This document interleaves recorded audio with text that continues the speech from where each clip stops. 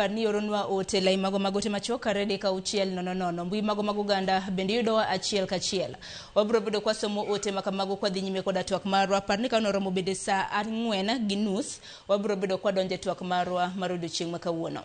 Kopogore gi manatire kaunti ma Isiolo, kama kaunti ma Isiolo chano bago chenro mar thieth manono ne Uganda mar yudo thieth manono e gwenge mabende jogo manigi chandruok mag wang' ahinya to mago ma hikgi oniang'.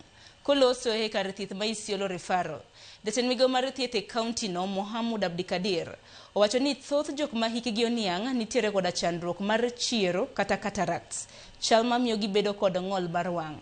Abdikadir omedo ni nengo mar thiedho cataracts ni malo kendo bedo ni gichako chenro mar thieth manono ma bende biro bedo ka kelo yet ne jodak makono.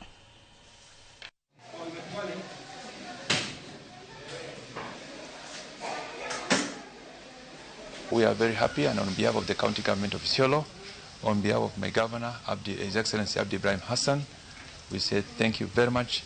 And I'm told this organization is going to stay with us, and they are doing several programs or projects within the county, including what we have just seen, the eye operations, and they have estimated it to be like more than 1,000 to 2,000 patients who are going to be operated in a year.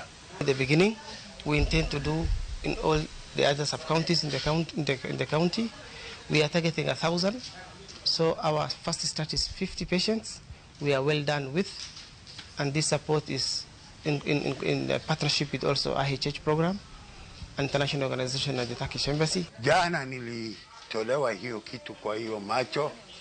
Leo asubuhi ikafunguliwa macho, ninaona vizuri zaidi, na ninashukuru kwa Mama Hassan. Kopogore gi mano, obila Mama Seno kod Okwach Kich ma Kisumu West okwanyo ringre